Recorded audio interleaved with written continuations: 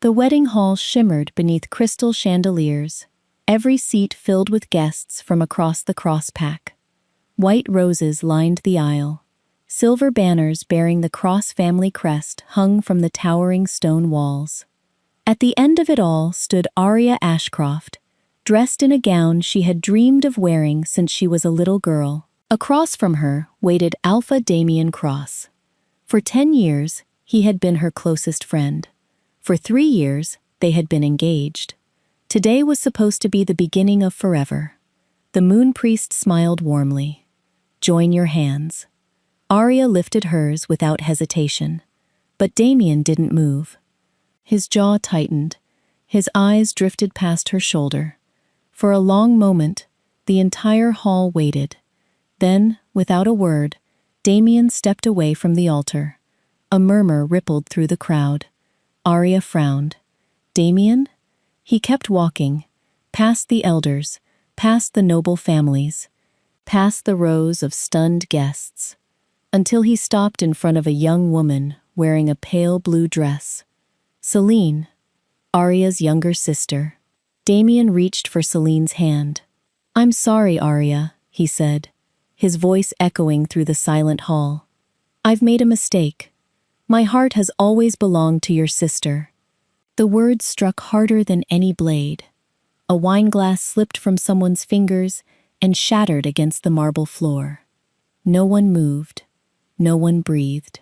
Arya looked at Celine, waiting for her to laugh and call it a cruel joke. Instead, Celine slowly intertwined her fingers with Damien's. Tears glistened in her eyes.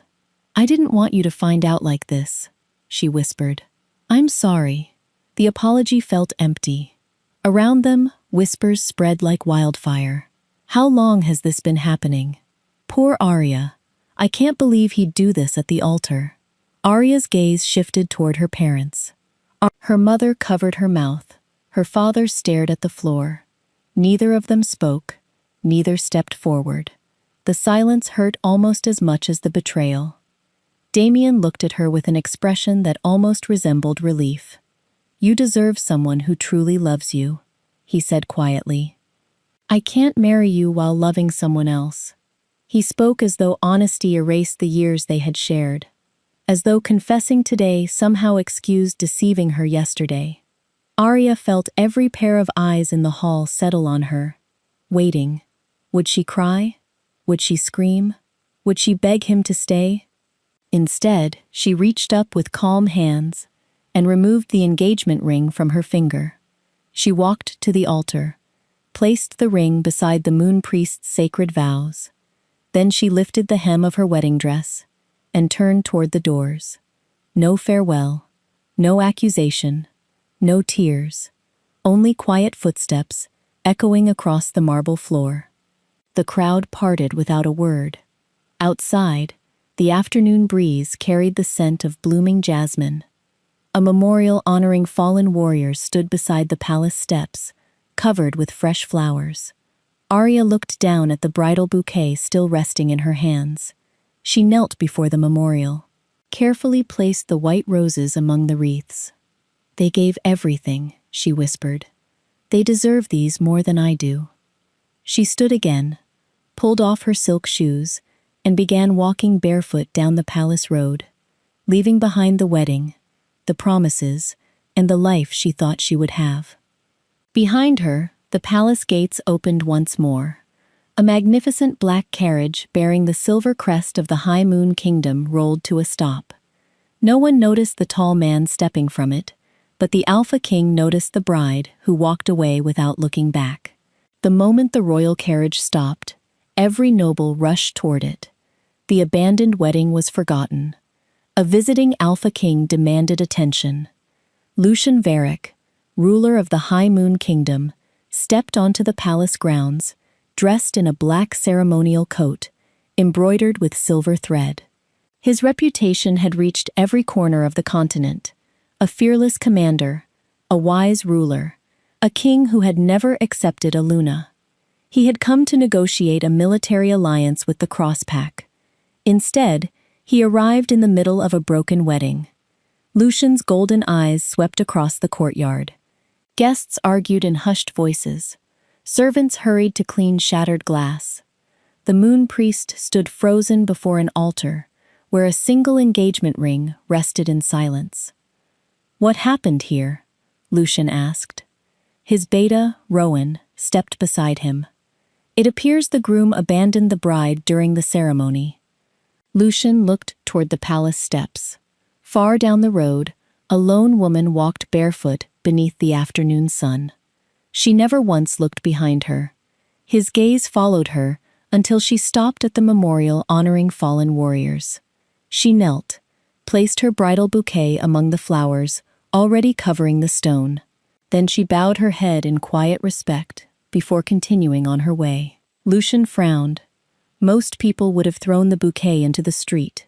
Some would have destroyed it in anger. She had chosen to honor strangers instead. His wolf stirred. "Look closer." The wind shifted. A soft fragrance drifted toward him. Moon jasmine, fresh snow cedar, and something so familiar it stole the air from his lungs.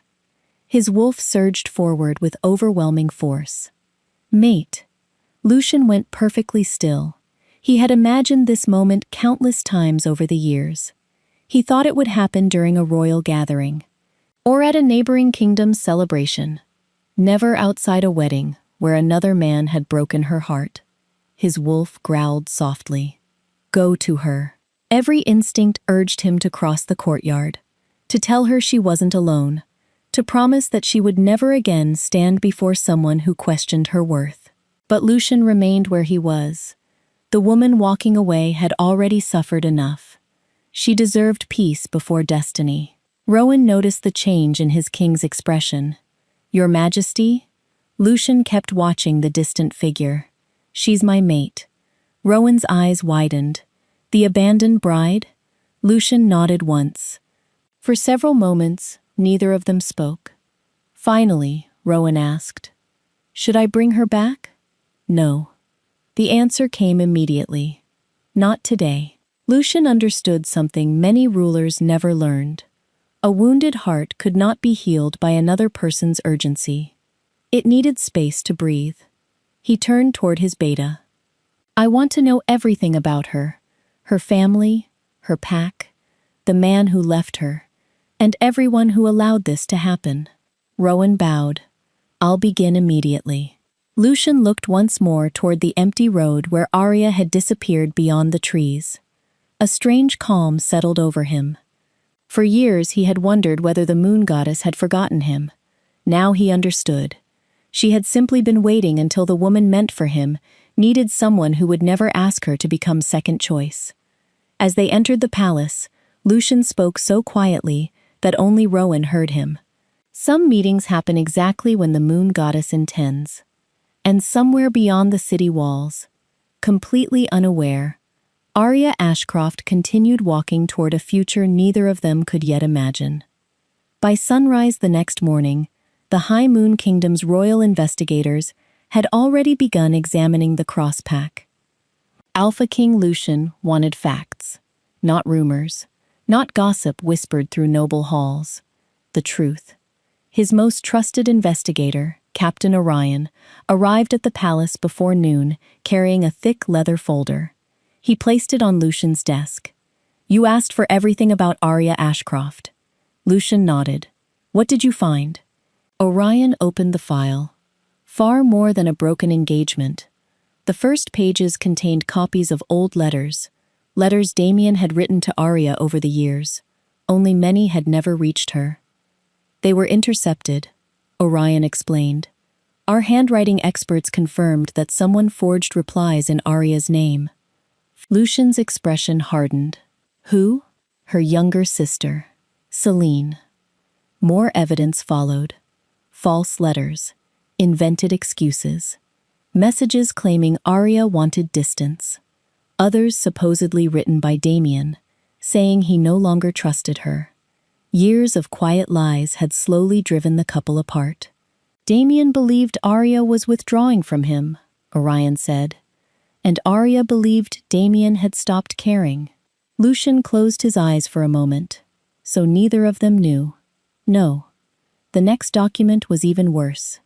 It contained succession records from the cross pack. The originals named Arya, the elder daughter, as the rightful heir. A second version had been filed years later. The name had been changed. Selene had become the official successor.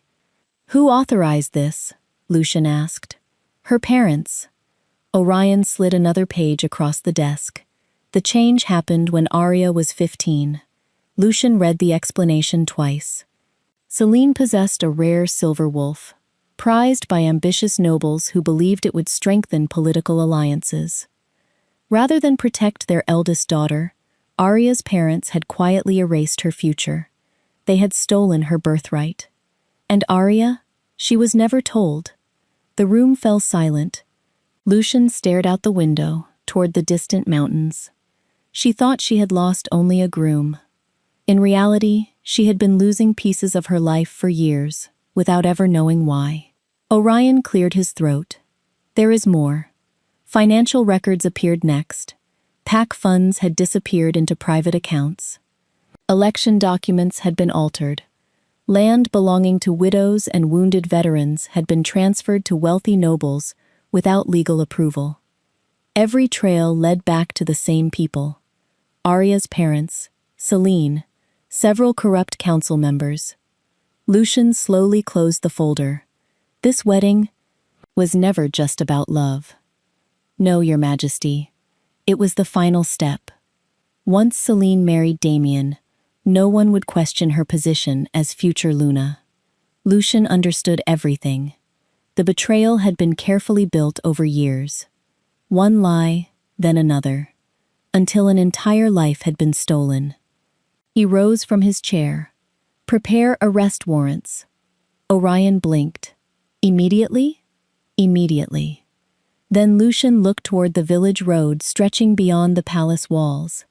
No one deserves to discover their entire life was built on deception. He rested one hand on the leather folder. I will tell Arya myself. She deserved to hear the truth from someone with nothing to gain by hiding it. Not from the family who had betrayed her, not from the man who had failed to see it, but from someone who intended to give her what had been denied for far too long. The simple truth. 2 days later, Alpha King Lucian arrived at a quiet mountain village. There were no palace banners, no royal procession, only Lucian, his beta Rowan, and a single wagon loaded with medicine. The clinic is just ahead, the village elder said. Lucian thanked him and walked toward a small stone building. The door stood open. Inside, villagers filled every bench. An elderly farmer held his injured shoulder. A pregnant woman waited patiently with her husband. Several children sat quietly along the wall. Moving among them was Arya. She no longer wore a wedding gown.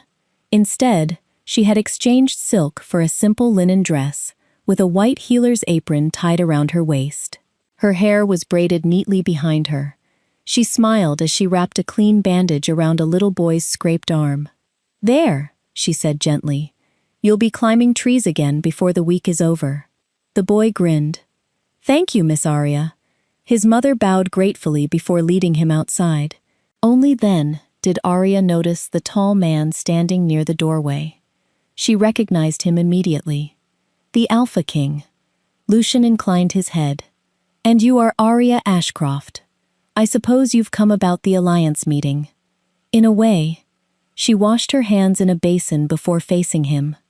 What brings a king to a village clinic? Lucian answered honestly. You. Her expression remained calm, though surprise flickered briefly across her face.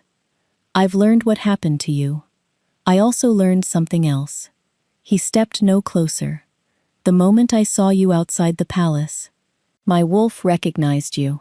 You are my fated mate. The room became very quiet. Even Rowan held his breath. Arya closed her eyes for a moment. When she opened them again, there was sadness in them, but not disbelief. I appreciate your honesty. Lucian waited. But I can't go with you. He frowned slightly. You don't believe me? I do. Then why? She folded the clean towels on the table before answering. 3 days ago, I stood before hundreds of people, while the man I loved chose my sister. She met Lucian's eyes. I won't become someone's second choice twice in 1 week. Lucian's voice was gentle. You were never my second choice. You simply lived in a kingdom I hadn't reached yet. For the first time, emotion crossed her face. Not hope, pain. I know you mean that, but my heart doesn't know how to believe it yet. Lucian looked around the humble clinic. He saw the patients waiting, the medicine she had organized, the kindness she gave everyone, despite carrying wounds of her own. He realized she wasn't hiding from her life. She was rebuilding it. He bowed his head respectfully. Then I won't ask again. Arya blinked. You won't? No. If fate truly chose you for me, then it can wait until you're ready. A small smile touched her lips. It was the first genuine smile he had seen from her. Thank you. Lucian returned the smile. I'll leave the medicine for the village. Without another word, he turned toward the door. Outside, Rowan glanced back at the clinic. You really aren't going to convince her? Lucian looked toward the mountains. No. His smile was quiet but certain. If fate truly chose her for me, then I can learn to wait. And for the first time in years, the Alpha King discovered that patience could be a greater strength than power. While Arya continued serving the mountain villages, the High Moon Kingdom moved with quiet precision. Royal investigators gathered every forged document, every stolen ledger, every hidden contract. By the end of the month, the evidence filled an entire courtroom. The people of the Crosspack were summoned to the central square. No one knew why the Alpha King's royal guards had arrived. Then Captain Orion stepped onto the platform. By order of Alpha King Lucian Varric, he announced, an investigation into the Crosspack has uncovered crimes against its people. The crowd fell silent. One by one, the charges were read aloud. Pack funds meant for winter supplies had been stolen. Election records had been altered to keep corrupt council members in power. Land belonging to widows and wounded veterans had been seized illegally and sold to wealthy nobles. Each accusation was supported by signed documents and witness testimony. The murmurs grew louder with every revelation. Then Orion unfolded one final parchment. There is one matter of particular importance. He looked toward Arya's parents. 15 years ago, the official succession records were unlawfully altered. Gasps rippled through the square. The rightful heir to the Crosspack was not Selene Ashcroft. It was her elder sister, Arya Ashcroft. Selene's face turned pale. Their father shouted, "That's a lie." Orion calmly held up the original succession record, bearing the council's seal. The royal archives preserve every legal filing. The forgery has already been confirmed. The truth crashed over the crowd. People stared at Arya's parents in disbelief. The elders who had once praised them now stepped away in silence. Royal guards moved forward. Arya's father and mother were placed under arrest for fraud, corruption, and abuse of authority. Selene was stripped of her succession rights. Her silver wolf had earned her influence. It could not protect her from justice. Damien stood frozen. His eyes remained fixed on the old records. He whispered, almost to himself, Arya was always the rightful heir. Captain Orion turned another page. There is more. He began reading reports written by village leaders over the past several years. Each described problems that had been solved quietly. Food shortages, boundary disputes, medical supply shortages, orphan care. Every report ended with the same name, Arya. She had organized relief, balanced accounts, settled conflicts, then allowed others to take the credit. Damien closed his eyes. He remembered countless evenings when Arya had excused herself from dinners to help someone. He had never asked who or why. He had simply assumed someone else would always appreciate her. Now he understood. The woman he had left at the altar had been carrying the cross pack on her shoulders for years. Regret settled heavily in his chest, not because she had become the Alpha King's mate, because he had failed to truly see the woman standing beside him all along. Several days later, Captain Orion traveled to the mountain village where Arya worked. He handed her a sealed document. It restores your family name, your inheritance, and your legal claim as heir. Arya read every page carefully. Then she folded the document. I won't return. Orion looked surprised. You don't want the title? She smiled gently. I wanted fairness, not power. She handed the claim back. Let the pack choose a leader worthy of them. For the second time in her life, Arya walked away from something others would have fought to possess. This time, she did so with peace instead of pain. A full year passed. The broken wedding became little more than a distant memory to the kingdom. But for Alpha King Lucian, every month had carried him back to the same mountain villages. Never with a royal escort, never with a grand announcement. He simply arrived where help was needed. The first time, he brought wagons filled with medicine. The second, he spent 3 days repairing the leaking roof of the village school after a violent storm. Another month, he helped farmers rebuild fences destroyed by wolves during a harsh winter. When floods washed away a wooden bridge, Lucian worked beside the villagers, carrying heavy beams across the river, until a new crossing stood in its place. No one treated him like a king. They handed him hammers, buckets, shovels, and he accepted them without complaint. Arya watched quietly. At first, she thought he was trying to impress her, but as the seasons changed, she noticed something else. He worked just as hard when she wasn't nearby. He stayed long after everyone else had gone home. He listened more than he spoke. One autumn afternoon, Arya found him sitting outside the clinic with an elderly widow. The woman had recently lost her husband. Lucian wasn't giving advice. He wasn't making promises. He was simply listening while she shared stories about the man she had loved for 50 years. When she finished, tears filled her eyes. Thank you for hearing him through me, she said.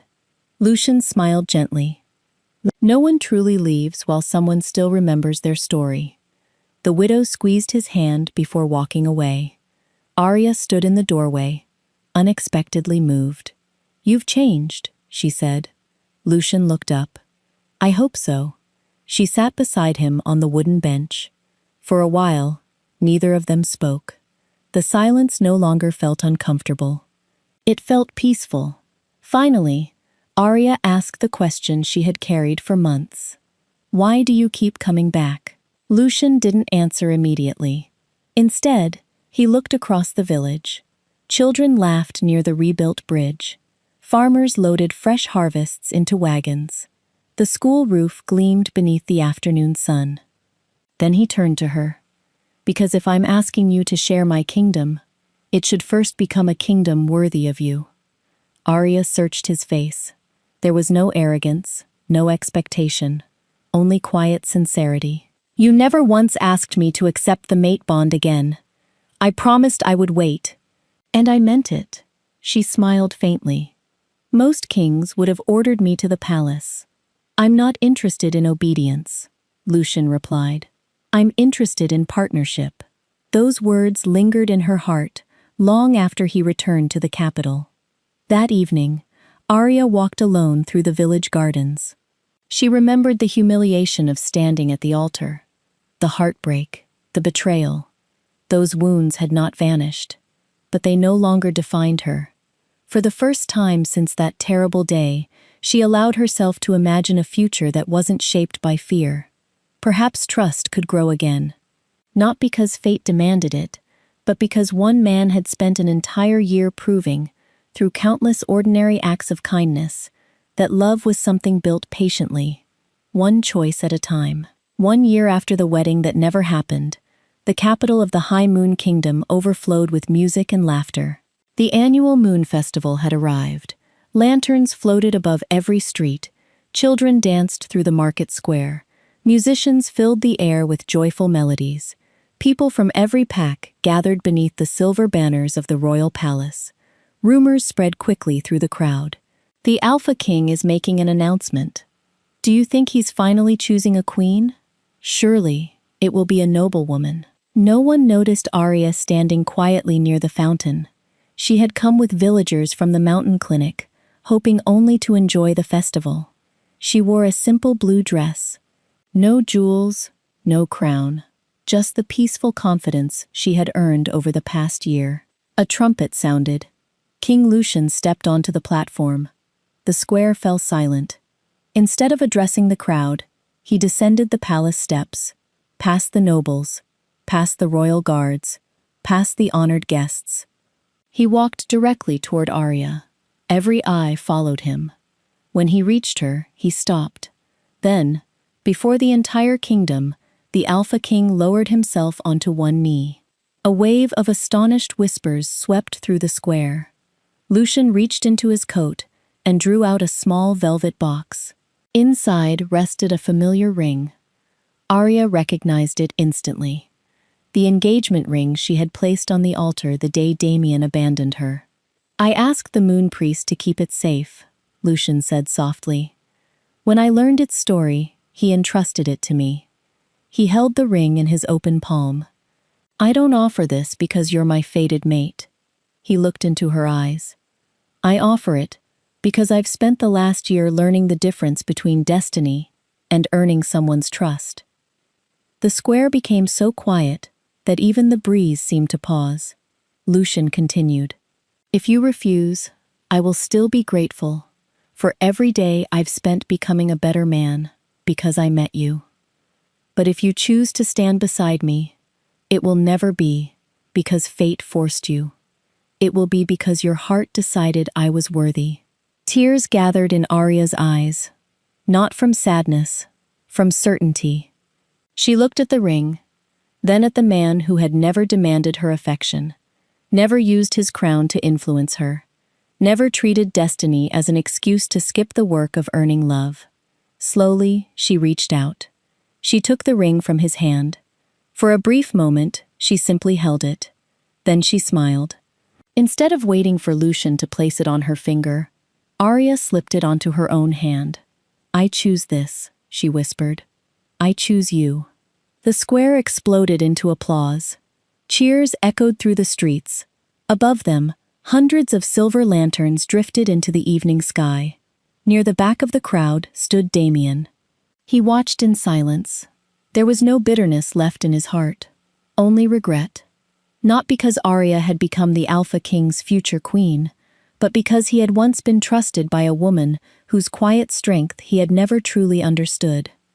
As Lucian rose to his feet, he offered Arya his hand. She accepted it with a smile. Together, they walked toward the palace, not as king and subject, not as fate and obligation, but as two people who had chosen each other freely, one patient step at a time. 3 years after the Moon Festival, the High Moon Kingdom had become a place where justice carried as much weight as power. Queen Arya never forgot the life she had left behind. She remembered the forged records that had stolen her inheritance. She remembered the silence of the people who should have protected her. Most of all, she remembered standing at an altar, wondering if she had somehow not been enough. She vowed no one else would endure the same. Her first reform was announced before every Alpha, Luna, and Council leader in the kingdom. From this day forward, Arya declared, no succession record may ever be altered in secret. Every change to an heir's status would require a public hearing. The decision would be recorded in the royal archives and witnessed by representatives from every province. A daughter would stand equal to a son before the law. Inheritance would belong to the rightful heir, not the most politically convenient one. The decree was met with thunderous applause. Many noble families resisted. They argued that tradition should not be questioned. Lucian stood beside his queen and answered them calmly. Tradition that survives only through injustice deserves to end. The debate ended that very day. Arya's next reform reached even farther. She established the Royal Office of Family Justice. Its purpose was simple. Every wolf abandoned by a spouse, cheated out of an inheritance, or trapped in an unfair legal dispute would receive free representation before the courts. No wealth was required, no noble title, only the truth. The office quickly became one of the most trusted institutions in the kingdom. Arya visited it often. She listened to ordinary families. She spoke with widows, farmers, apprentices, and single parents. She refused to allow palace walls to separate her from the people she served. She also continued attending weddings throughout the kingdom. Whenever a nervous bride hesitated before the ceremony, Arya quietly took her hand. "You are not here to convince someone to choose you," she would say. "You are here because they already have." Those simple words became famous across the realm. Young couples repeated them in their own vows. Children learned them in village schools. Years passed, and the kingdom flourished. One afternoon, Lucian addressed the royal council after reviewing another year of prosperity. "Our strongest reforms were not born from victory in battle," he said. "They were born because one woman refused to let pain become bitterness." He turned toward Arya with a smile filled with pride. "You have made this kingdom kinder than I could have imagined." Arya laughed softly. "We did it together." Lucian shook his head. "You reminded us that justice without compassion is incomplete." Outside the palace, citizens had begun calling their queen by a new name. Not because she had married the Alpha King, not because she was his fated mate, but because of the life she chose to build. They called her the Chosen Queen. Not because fate had chosen her, because every day, through wisdom, courage, and kindness, she chose her people, and in return, they chose her right back. Many years passed. King Lucian's dark hair was now streaked with silver. Queen Arya's smile carried the quiet warmth of a woman who had long ago found peace. The High Moon Kingdom had changed with them. Young wolves grew up in a world where daughters inherited as fairly as sons, where no marriage could be forced, where every heir stood equal before the law. On a bright spring morning, Lucian and Arya traveled to a small village for a wedding. They had made it a tradition. Every year, they attended one ordinary wedding somewhere in the kingdom. Not as rulers, but as witnesses to promises freely made. The bride waited beneath an old oak tree before the ceremony began. She looked nervous, twisting her bouquet between trembling fingers. When she saw the queen approaching, she quickly bowed. Arya smiled and gently lifted her chin. "No bows today. This is your day." The young bride swallowed hard. What if he changes his mind? The question carried more fear than she intended. Arya understood it immediately. She remembered another wedding, another altar, another life. She took the bride's hands in hers. "Never marry someone who makes you question your worth." The young woman looked into her eyes. "If he truly chooses you, you will never have to wonder." The bride nodded, her fears slowly fading. A few moments later, the groom arrived. He crossed the meadow with a smile that never left the bride's face. When the moon priest asked him to take her hand, he did so without hesitation, without doubt, without looking anywhere else. Arya smiled quietly. Some endings were worth waiting for. After the ceremony, the villagers gathered outside the newly restored town hall. Lucian stepped forward beside a polished stone monument that had been covered with a silk cloth. Together, he and Arya pulled the cloth away. Carved into the stone were words every traveler entering the village would read. "Fate may introduce two hearts." Beneath it appeared a second line. "But trust is what makes them worthy of staying together." The crowd applauded. Many wiped tears from their eyes. As evening settled over the village, Lucian and Arya walked hand in hand along a quiet country road. The same moon that had watched Arya leave her wedding years ago now shone gently above them. Lucian looked at her with the same admiration he had felt the day he first saw her placing a bridal bouquet on a memorial for fallen warriors. "Do you ever regret leaving that altar?" he asked softly. Arya smiled. You leaving it? She shook her head. No. I only regret believing that being chosen by someone else determined my worth. She squeezed his hand. The day I walked away, I wasn't losing my future. I was walking toward it. History remembered the scandal of the groom, who chose the bride's sister. But the kingdom remembered something far greater. A woman who refused to surrender her dignity. A king who understood that love must be earned. And a queen who proved that fate may open a door, but only trust, courage, and choice can build a home that lasts forever.